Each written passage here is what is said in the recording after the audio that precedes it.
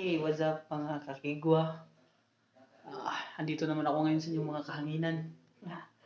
What's up mga kahanginan? Ngayong araw na to magmumukbang tayo.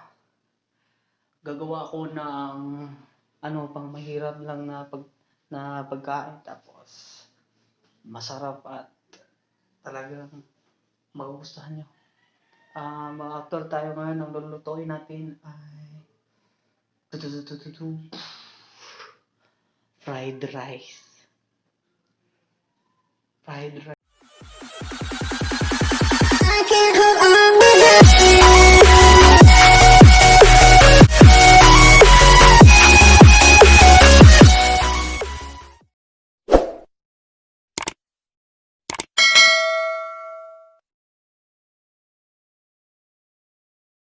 Sa bisaya kuan gani kalo-kalo. So simulan na natin. Go. First step, naghiwa ako ng bawang para sa natin, para sa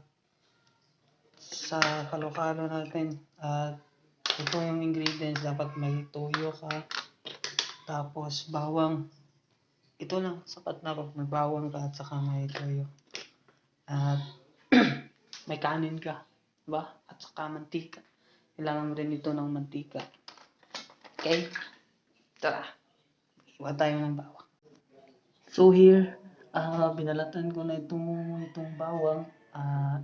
I-cut na lang natin. Okay?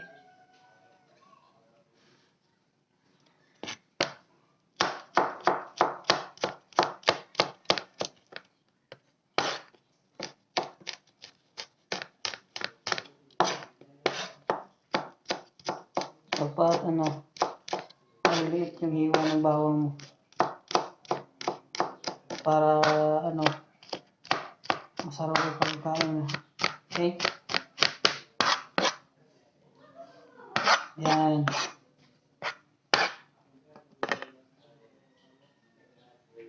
At yan, tapos na yung bawang, no?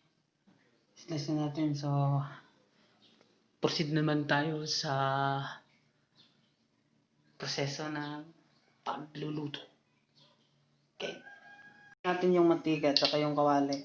Papainitin natin yan, tapos ilalagay natin yung bawang para igisa natin yung bawang para mas mabango yung natin, yung fried rice natin, yung sinangag.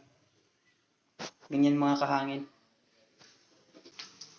So ito, hindi ko muna ito mapapakita yung paghalo kasi may hinahawakan akong cellphone. Pagkatapos kong haluin, papakita ko sa inyo paano to. Okay? So mga kapar, ito na yung natin, yung sinangag natin yan. At para mas lalo siyang mabango at sumarap, lagyan sa atin ng black pepper. Ito, adisyo. Baka naman, ito adisyo para mabango siya. Okay? Kaya natin yung black pepper. Para mas lalong bumango siya guys, para sarap yung kain niya. Kahit wala na paminta, okay lang. Sa may tuyo ka. Tapos, lagyan natin ulit ng toyo para mas lalong sumarap. Okay? So, haluin ko na guys. Papakita ko na lang sa inyo. Pakita ko lang sa inyo pag pinispada na to kasi haluin ko to. Okay? Bye muna mga kahangin. Hey, what's up mga kahangin? So, ito na yung natin. Fried rice natin, sarap. Ito yung mga madali ang mga luto na tapos yung mga pang lang, mga pobre ba o mga pang mahirap at saka pambukid na luto ito. At madali itong lutuin para sa hindi marunong magluto. At masarap din ito. At sana marami ding makarelate nito at makakain ito. Diba mga kahangin? This is my first vlog and sana supportan yung vlog ko. Mukbang fried rice. Tara, kain tayo. First, dapat huwag kalimutan Maghugas ng kamay. Okay? So, kaya na tayo. Sarap nito.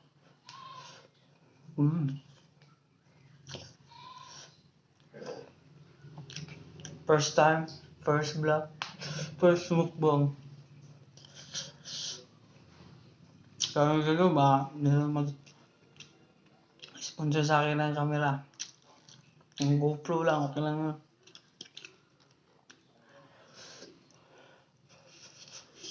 Pag, masarap to guys pag may suka. So,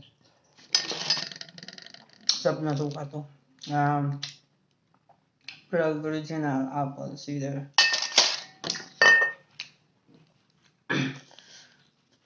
Masarap to basta may suka. Yeah. Ito yung suka.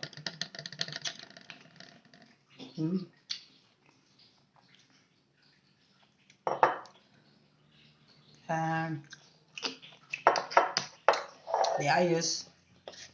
Tapos, ano mo, haluin. Oo. Sarap.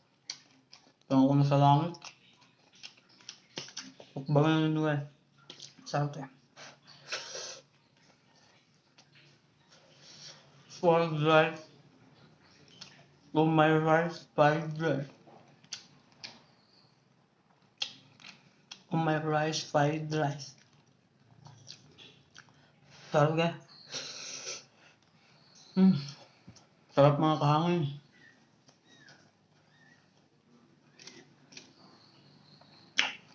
Try nyo ito lutuin. Kahit walang ulam, ito lang ang sarap. Lalong sa sarap tong fried rice nyo pag ganun siya ng yung tawag dito sa Tagalog yung sibuyas dahon. Yung sibuyas dahon, tapos lagyan to ng oyster sauce. Tapos lalo siyang lumapot, tapos lalong manot yung ang lasa, tapos manamis-tamis ba?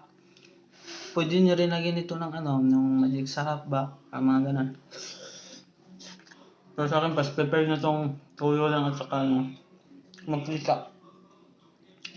Mas prepare na to sa akin. Ito yung yung wala kang kapera-pera, tapos kanin lang. Tapos meron kang 10 piso. Balik ka lang ng tuyo. Or meron kang 5 piso. O 10 piso kasi bibili ka pa ng mantika. Kasi makakain ka na. Sarap pa yung kain mo. Ba? Kanin lang. Sasain ka lang ng kanin, tapos lutuin mo ng ganito.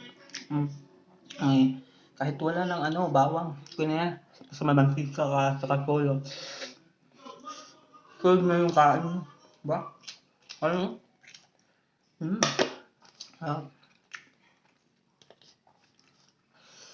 Gusto yun eh.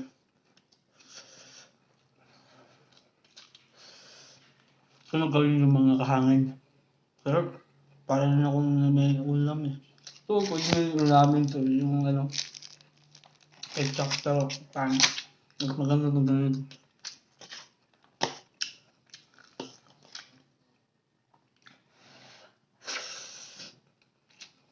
Pagka nyo pala yung first vlog ko, the first mukbang and first vlog. Mukbang with fried rice. Labang sarap. Nawala yung mga gugutuman ko.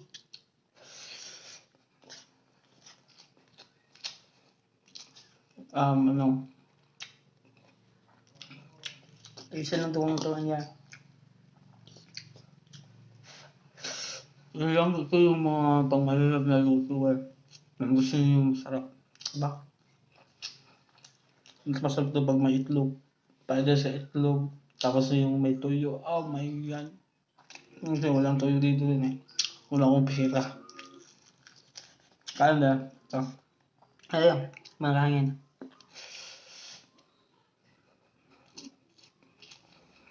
Nahirapan pa ko ng tawagin sa inyo eh. Ano ba? Hangin or kikwa? Pero mas gusto ko yung kahangin kasi ano, nandun ako sa mga kahanginan niya na gusto ko lang ipasundayag yung mga, alam mo yung sili, ito, malapit ko na maubos guys. Sarap talaga. Ang kanin nyo. Tapos masarap pa rin yung kanin ko kasi itong kanin na to dala ng kaibigan ko, donate niya dito. Isa po siya nagdadala ng bigas. Luto ko. Masarap ng bigas na, tapos ang sarap sa ngagin. Kasi malambot yung ano. Depende din yun sa pag-ano sa pagsasaing niya. Kung gaano kadami yung tubig ay ito, sakto-sakto na, diba? Magaling talaga ako magluto guys. Kung meron na mag-sponsor sa akin ng mukbang, marami akong mga recipe na alam na lutuin. Kaya muna kaya ko kasi ano, mahirap pa tayo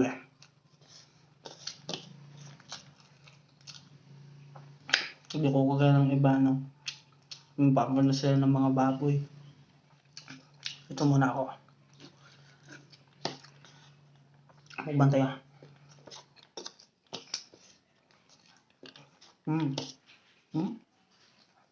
Kita mo yan? Ganito kasarap kumain mga kahangin. I-try nyo to. Alam mo yung mga mayayaman, try nyo to. Sarap nito. Yung mga mayayaman na hindi naka-experience ng mga ganito, try nyo to. Sarap nito. Ito yung mga mahirap na mga lutuin. Diba? The best.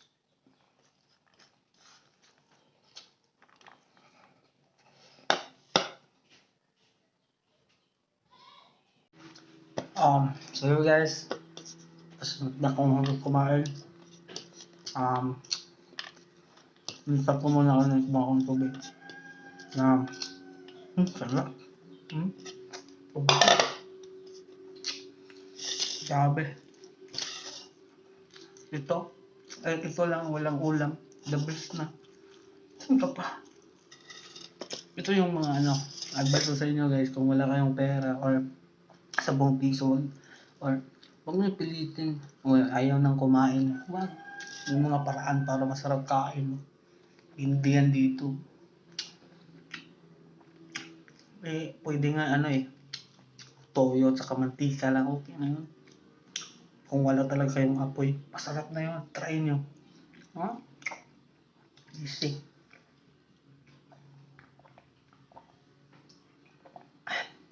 Yung tubig na to, galing to sa balon. Inigib ko pa to. Ayan, sarap uminom sa balon kasi sa sa gripo. Kasi matamis yung sa balon Malinamnam. So, dito na po yung nagtatapos yung vlog natin. Salamat sa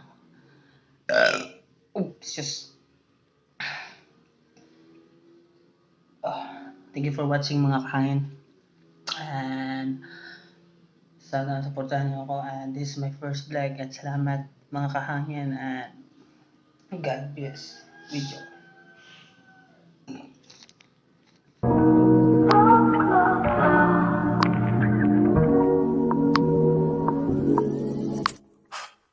Beach boys on a ride home. I can get there with my eyes closed. Exactly 34 minutes after I pull out your driveway, you dial my phone. Your paper couple